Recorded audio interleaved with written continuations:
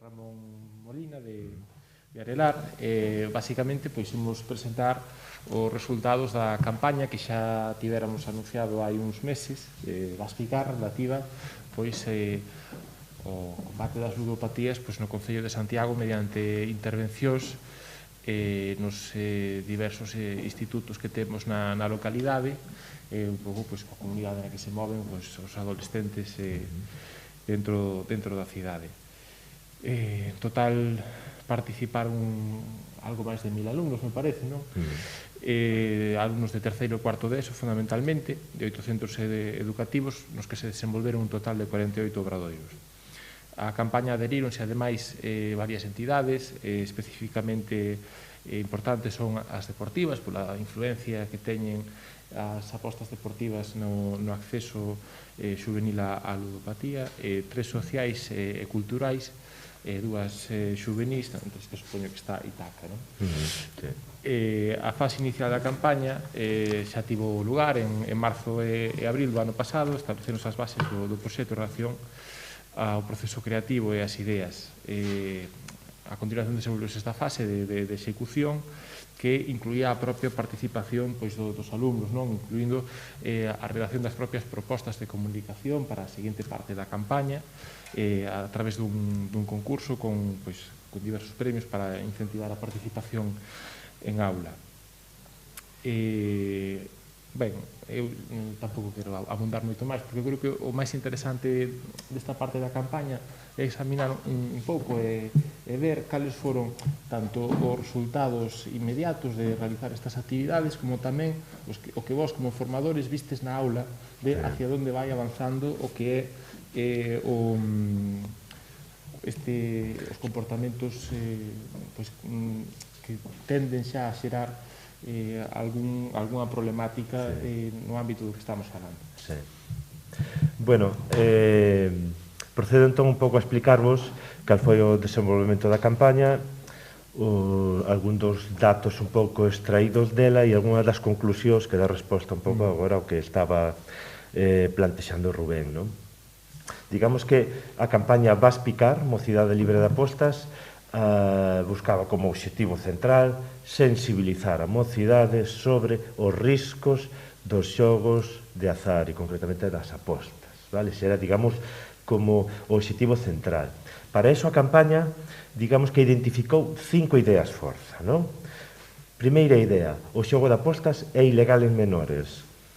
Parece, digamos, unha obviedade, algo totalmente certeiro e asumido, pero a realidade é que, segundo os datos cos que traballemos, entre un 25 e un 35% de mozos e mozas menores de idade, máis mozos porque existe un sesgo de xénero en relación ás apostas, efectúan algún tipo de aposta ao longo do último ano. Entonces, quere decir que hai unha problemática que datos oficiais como os que son os da Dirección Xeral de Ordenación do Xogo non recolle, porque a Dirección de Ordenación Xeral do Xogo só establece datos estadísticos a partir dos 18 anos, que é o legal. Entonces, existe aí un sustrato de problemática. Segunda idea forza, as apostas non son ocio saudable. E isto era outro dos elementos centrais cos que queríamos traballar na campaña nas diferentes actuacións. Digamos que no momento que un mozo ou moza entende que pode pasar un venres pola tarde 3 horas cos seus amigos e amigas nun salón de xogos efectuando apostas deportivas da fin de semana, está entrando nunha dinámica e espiral de risco, porque algún deses mozos e mozas que o ten integrado como actividade de ocio, como quen vai facer skate, digamos que pode entrar nunha situación de escalada hacia situacións máis problemáticas. Terceira idea forza, queríamos rachar mitos e falsas crenzas sobre as apostas. Por exemplo, e sobre todo naqueles xogos de azar e apostas, nos que intencionadamente as casas de apostas intentan trasladar a idea de que ti controlas, de que ti sabes máis que o outro sobre fútbol, sobre póker. De acordo? Entonces, por exemplo, queríamos rachar mitos como isto, a falsa ilusión de control, para que cheguemos realmente á idea de que, mozos, mozas, estamos falando de azar, estamos falando de probabilidades estadísticas, non estamos falando de que eu sei cantos goles por partido mete determinado xogador dianteiro do meu equipo. Entonces, estes elementos, este tipo de mitos, de falsas crenzas, era outro dos núcleos da campaña, rachar con iso. Cuarta idea forza, incidir nos factores de risco e factores de protección. Porque igual que, por exemplo, no ámbito das drogodependencias, aquí estamos falando dunha adicción, sin sustancia, pero unha adicción. Este é outro dos elementos. E, digamos, nos problemas de adicción, temos que falar de factores de risco e factores de protección. Eu, se, por exemplo, como mozo ou moza, teño un acceso a internet de forma case limitada dende idades temperás, iso é un risco. Se eu visualizo a un compañeiro ou compañeira da miña aula como guai, como extraordinario, cando me conta as súas fazañas normalmente aumentadas, o perfil do xogador, da xogadora, tende a ensalzar os éxitos e ocultar os fracasos. É dicir, na estadística está claro que se 10 veces fago unha aposta deportiva, moitas máis vou a errar. Pero ensalzo os éxitos, oculto os fracasos. Eu, por exemplo, percibir esa idea de éxito a través dese comentario é un risco. Igual que hai factores de protección, como pode ser a comunicación na familia, como pode ser ter uns hábitos saudables e de ocio, estructurados, etc. Pois ese era outro elemento fundamental. E a quinta idea forza coa que se traballou na campaña era o papel das persoas observadoras. O mellor eu como pai, o mellor non son consciente de determinadas situacións, non logro velo, pero mellor aquel primo, aquel compañero de clase, aquel compañero do grupo de iguais, sí que está percibindo unha práctica de risco. E intentábamos ensalzar esa idea. Vale. En torno a estas 5, digamos, ideas centrais, digamos que se estructuraron entonces 3 grandes eixos de actuación. Vale. O primeiro, como ben dicía Rubén, era o lanzamento da campaña. Vas picar, mocidade libre de apostas. Vale? A partir da fase creativa, como ben comentaba e demais, aproveitando o día sen xogos de azar do 29 de outubro, lanzamos a campaña. De acordo? Para iso, digamos que nos asentamos basicamente nas redes sociais, Instagram e Facebook, e nunha web específica, non? Eu non pico.gal. Vale? Ao longo da campaña se xeraron 50 creatividades, 30 feeds, 7 stories, 4 infografías, 3 cartéis, 5 creatividades elaboradas polo alumnado e un vídeo. Vale? Digamos, entonces un suficiente material para poder abordar todas estas ideas forza que vos acabo de comentar dende diferentes ámbitos, planos, linguaxes e formatos. Vale? En canto a datos concretos desta campaña, poderíamos decir que, por exemplo, tivo un alcance de 43.557 persoas en Facebook, que en Instagram tivo un alcance de 23.223, das cales 7.500 eran mozos e mozas de 14 a 19 anos dentro dun radio de acción de 17-20 km de Santiago, de acordo? Por lo tanto, grupo diana da campaña, vale? E que, por exemplo, co cartel central da campaña houve máis de 1.000 interaccións, 1.034 interaccións, non? Entón, nos parecen datos bastante interesantes. O segundo eixe de actuación foron os obradoiros, como ben comentaba Rubén anteriormente, vale? El xa dixo o número de obradoiros, 48 obradoiros, 1.112 alumnos e alumnas que participaron neles, e dirixidos a terceiro e cuarto de ESO, porque entendemos que é unha idade ideal para traballar isto. No que hai dentro do alumnado de terceiro e cuarto de ESO temos un perfil de alumnado que ainda non tivo ningún tipo de experiencia de contacto co xogo, pero no que tamén percibimos situacións de contacto e interacción e situacións problemáticas. Entón, digamos que nos parece un espazo extraordinario para intervir e detectar, vale? Como así foi. 8 centros educativos que participaron, e logo, digamos que o obxectivo destes obradoiros eran 2. Un, a fase formativa de sensibilización e de prevención. Pero o segundo obxectivo era implicar a mocidade na creación de mensaxes da campaña. non tiña moito sentido decir creamos unha campaña para a mocidade sen a mocidade, non.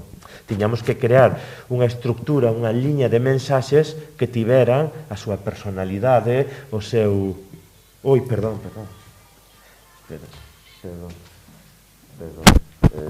Pensei que o tiña... Estás estendendo ese... Pensei que o tiña silenciado, disculpas. Non pasa nada. Ben, entonces... onde estábamos? Estábamos nesta segunda idea, verdade? De facer partícipe a mocidade das mensaxes da campaña. Por eso, naqueles obradoiros que se efectuaron, digamos, no primeiro tramo da campaña, outubro, novembro, se fixe unha parte dos obradoiros de creación de mensaxes. Xeraronse en total 171 mensaxes como para poder participar da campaña, da cales se seleccionaron 5 que deron lugar a 5 creatividades, vale? E que xeneraron gran cantidade de interaccións, concretamente 11.226 interaccións, o que quere decir que aquelas mensaxes, verdade, propostas e xeradas pola mocidade, verdade, pois teñen máis conexión seguramente que outras que poden ter un perfil máis institucional ou, de acordo? E polo tanto é unha vertente moi importante, de acordo? E o último eixo, como ben comentaba tamén Rubén, ten que ver coas entidades sociais. É dicir, a fin de contas, entendemos que esta é unha problemática do xogo de apostas nas que hai que abordar o problema dende múltiples perspectivas. E a comunidade, as entidades sociais, son outro eixo vertebrador desta mensaxe preventiva e de digamos, visualizar os riscos que teñen as apostas, verdade? Entonces 28 entidades participaron, destacan sobre todo os centros educativos e as entidades deportivas, que foi un pouco hacia onde máis se lanzou esta primeira liña de comunicación e invitación á adhesión á campaña. Tiveron cartéis personalizados, vale? Cada entidade tiña un cartel personalizado de entidade colaboradora, de acordo? E logo, digamos que utilizaba as súas redes sociais para divulgar as mensaxes da campaña. O que nos parece moi interesante. Xa por último, digamos que iría un pouco a destacar as conclusións que temos sacado, non? Un pouco deste proceso. Por un lado, diríamos que as mensaxes da campaña realmente deron resposta aos obxectivos preventivos, non? Que de visualizar o problema, de que o alumnado, a mocidade, fora capaz de identificar os factores de risco e os factores de protección, de facer unha reflexión sobre as súas prácticas, e iso creo que se conseguiu con creces. En segundo lugar, en canto ás interaccións xeradas da campaña a través das redes sociais, entendemos que os resultados foron moderadamente satisfactorios, sobre todo tendo en conta un detalle, é dicir, o xogo de apostas, unha mensaxe preventiva, un contido a través do cal se vai aproximar a mocidade de forma intuitiva? Pois seguramente non. É dicir, seguramente os seus centros de interese están noutro tipo de contidos, verdade? E de formatos. Entón, o feito de xerar esta aproximación nestes niveis, ese é un primeiro paso moi interesante, pero hai que seguir para, entendemos, asentar, verdade? A mensaxe e o traballo nesa liña. Vale. Por outro lado, os obradoiros foron ferramentas moi útiles. Por un lado, permitíronnos ver que nos centros existe unha preocupación real por esta problemática, e que non teñen moitos recursos, non? É dicir, non existen moitos recursos, elementos para traballar, para como abordar o problema, si de repente teño como profesor, titora, teño un contacto coa familia, como abordo o problema, porque ao final todo isto ten toda unha serie de aristas. Entonces, servirnos para ver esta preocupación, a necesidade de recursos, que os obradoiros en si foron uns recursos e que se pode ampliar nese sentido. E o alumnado acolleu con moito interese digamos, os contidos, non? As reflexións eran moi interesantes e tamén podemos ver situacións problema, non? Quero dicir que de repente un mozo ou moza che pode dicir, cando ti intentas facer a asociación entre apostas e adicción, e che chega a dicir é que iso é inevitable, estamos vendo que existen mozos e mozas que están nunhas situacións problemas xa, estamos falando con o mellor 14, 15, 16 anos. De acordo? E nos atopamos situacións concretas nas que mozos e mozas se chegaron a abrir, verdade? E a recoñecer que tiñan un problema. O cal, entonces, plantexamos, pois, damos información sobre asociacións a nivel galego que traballan específico o tema das adiccións como ferramentas a dar a resposta a onde acudo, sí? Pois, sí que existiron algún tipo desas situacións. E, entonces, informamos aos departamentos de orientación e tamén desa visualización de situacións e tamén sirve para iso, verdade? Para detectar que o problema está aí tamén, vale? A cuarta conclusión é que quería destacar ten que ver coas creatividades do alumnado. Parecenos un formato extraordinario para a participación, para a implicación, para que digamos que puideran xerar mensaxes para transmitir, verdade, contido preventivo, para mozos e mozas poder transmitir mensaxes como pito, pito, corcorito, ti non picas eu non pico, as apostas é como o teu crash, nunca vas conseguir, quero dicir, foron mensaxes que crearon eles, son dentro dos seus códigos, de acordo? E por eso son tan potentes. Vale, e a última idea, en canto é moi importante a participación das entidades sociais, que pouco a pouco se vai agrandando ese eixo e que social, comunitariamente, se vai establecendo tamén unha idea de que as apostas teñen uns riscos, que hai que actuar e que hai que tamén saber traballar en cales son esos factores de protección para que cando alguén poida chegar a facelo, cando sexa maior de idade e demais, se poida facer coa prudencia e coa mesura que require. De acordo? E, en principio, pois esta era un pouco así as ideas centrais que quería resaltar. Non sei se... Non sei se hai unha preguntilla. Eu sí que teño. Ramón, a interacción cos alumnos, as partes que... digamos, os nichos fundamentais nos que se estende este tipo de conductas siguen sendo as apostas deportivas e as realizadas a través de niños telemáticos, tanto deportivas como outras. Sí, as apostas deportivas é un eixe central e é un eixe que está enraizando, como decía antes, na dimensión social e de ocio. Por lo tanto, é un foco problema. Pero hai outro, e que traballamos no Obradoiro, que ten que ver co tema dos videoxogos. Exactamente. Falamos nos Obradoiros das loot boxes, de acordo? Das caixas botín. Quer dizer, elementos nos que... E o videoxogo é un elemento central do seu ocio, verdade?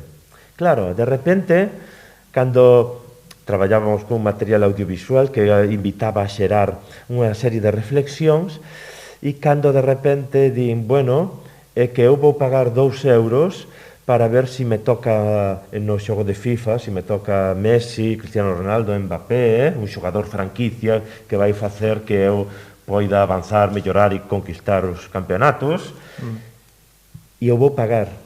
Pero non é unha cuestión de comercial na que costa 2 euros o pago, non? Pagan 2 euros por darlle a ruleta, digamos. Oh, tocoume o dianteiro máis baixo, que mágoa. Isto é unha aposta encuberta? Obviamente entendo que sí, porque os mecanismos son os mesmos. É que este é un problema que a mí me preocupa bastante, porque... E ese é un foco central. Que non... se evita moito o vocabulario relacionado co mundo da apostas, que en apostas deportivas pode ser un pouco máis claro, no que falaba Ramón ao principio, que son os mecanismos de protección, un deles son tamén as alertas que nacen da propia comunidade inmediata, sexan outros compañeiros, sexan familias, outras persoas que ven as conductas. En xeral, ti cando ves a un adolescente que está co teléfono xogando a un xogo, non advirtes unha posible conduta de risco, polo menos en canto a aposta. Moitas veces criminalizanse os videoxogos como unha conduta perigosa, que en xeral é tan inocua como outra calquera, pero non o é cando falamos de videoxogos que están incorporando basicamente apostas integradas no seu propio circuito de funcionamento e modelo de negocio para a explotación mediante condicionamento de condutas compulsivas de compra que non teñen, no mundo dos videoxogos, ao principio te comprabas un xogo e está, normalmente era o paquete completo. Despois apareceu os paquetes de expansión, non? Que permitíanche comprar outra expansión do videoxogo que te daba acceso a máis contido. Todos estos son prácticas comerciais normais.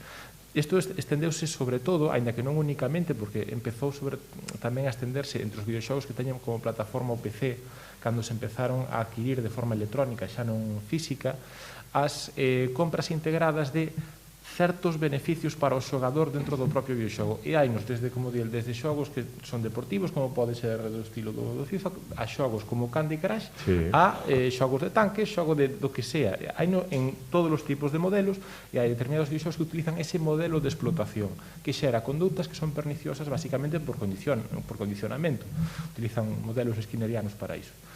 Realmente, claro, eso sí que é un problema, é máis difícil de detectar a conducta de risco e pode xerar comportamentos e conductas perniciosas para aqueles que a realizan. E realmente é unha conducta que se ve moito, porque están moi integrados. Normalmente estes videoxogos tratan ben sobre temas, é dicir, que forman parte da súa cultura juvenil, non? Que están integrados nesa esfera, pois pode ser a deportiva, pero tamén de outras. Son temas dos que falan, nos que sale incluso a propia competencia dentro do propio grupo de amigos. É dicir, teñen unha potencial de permeabilidade, unha capacidade para escapar a un control, posto que non son apostas reguladas de ningún tipo, senón, basicamente, compras un videoxogo de forma camuflada, introducindo que habitualmente, e se dé moitas veces en todos os videoxogos, había recursos internos que se compraban coas propias moedas que non tiñan valor físico real e que se conseguían conseguindo obxectivos internos dentro dos xogos. Funcionaron así sempre, é basicamente un modelo de competitividade interno. Cando eso se traduce en compras que están asociadas a un potencial de aleatoriedade, eso en realidad está trascendendo o ámbito externo ou o ámbito persoal como unha conduta compulsiva da aposta, non é outra. Entón, realmente aí existe un perigo adosado que está menos tratado e que realmente pode ter un potencial nocivo maior a medio prazo, diría. A curto e medio prazo podese empezar a ver condutas perniciosas, porque ademais dase outra cousa, que as compras en aplicación moitas veces están automatizadas, de tal forma que non existe o control sobre o gasto, porque non hai unha saída física, un material que diga, estou poñendo estos cartos, senón que moitas veces o xogador non se dá conta do diñeiro, non é consciente do diñeiro que está invertindo, que é outro potencial de risco de escalada. De feito, quero dicir, saíron algúns casos nos que se plantexaban os cartos que se gastaran en loot boxes pois no último Nadal e eran cifras pois xa serias, quero dicir. Claro, xogan co interese de que eu quero gañar, quero ter a mellor posición posible para chegar ao último nivel do videoxogo, pero a cambio de que? De entrar nunha ruleta. Pois vexamos, e está integrándose todos os elementos, e ao mesmo tempo hai todo o elemento de estímulos, igual que nunha máquina tragaperras, no que se xenera todo un ritual, a caixa xenera toda a luminosidade, todos os elementos acústicos, para xenerar a emoción suficiente, para que ao final volve a intentar o que podes conseguir. Estes son esquemas idénticos que moitos dos elementos dos xogos de apostas. Claro, pero está permitido a día de hoxe mozos e mozas menores de idade. Esta é a gran paradoxa. Entonces, claro, aí está o componente, digamos, de risco, e claro, as familias, por moitas veces non son, digamos que o universo videoxogos é super lonxano e... Non teñen ningún tipo de aviso parental este tipo de videoxogos? Non, quero dicir, teñen unha mínima advertencia na que din, bueno, pois, non abusar, tal...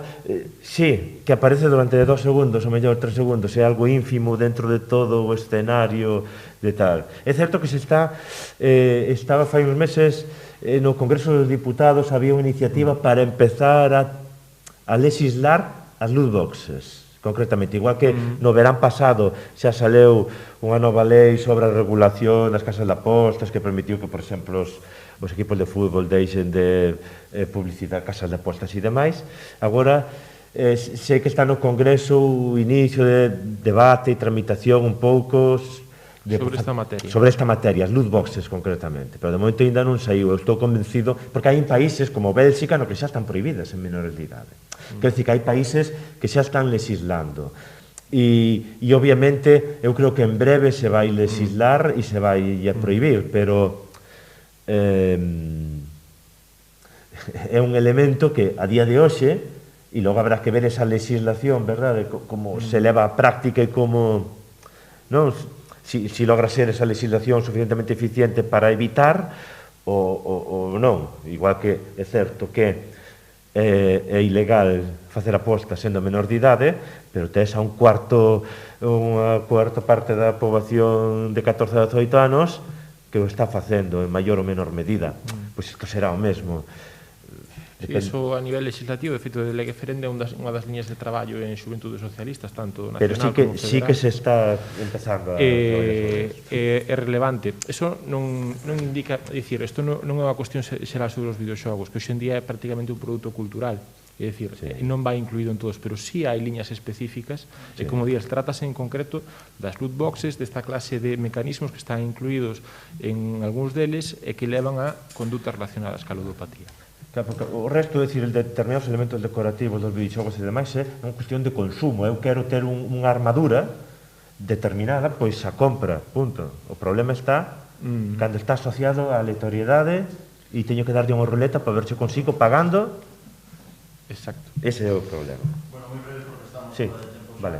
Quería preguntarle por outro tema, por o tema dos comedores que saliron a licitación, vai haber un crecemento de costes, saber se hai ese compromiso por parte do Concello de asumir esos costes que incrementan e un pouco a justificación de por que non se optou por ese modelo que propoñen as familias de cociña en troques de catering, si hai un estudio de costes ou algún tipo de informe que sustente esta decisión ou simplemente por ideas do goberno. Non saliu a licitación todavía. Efectivamente, se está a traballar na licitación. Vale.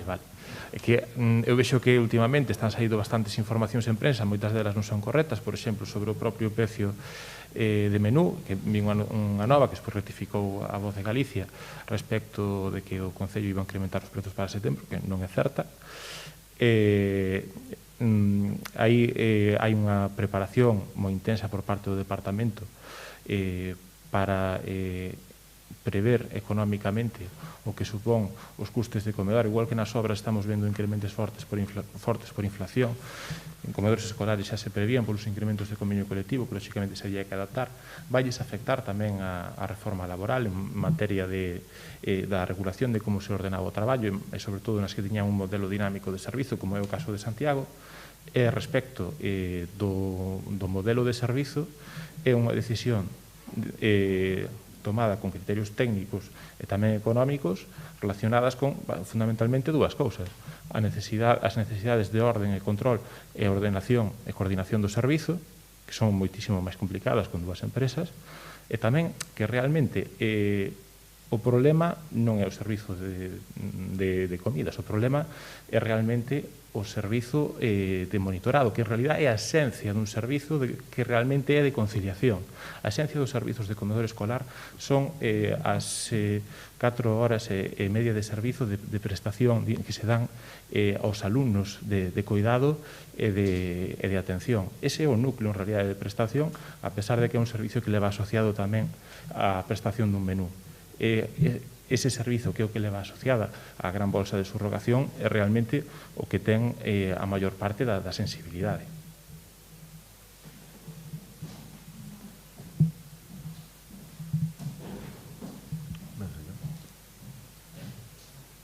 Sí, se non hai máis preguntiñas, pois nada máis.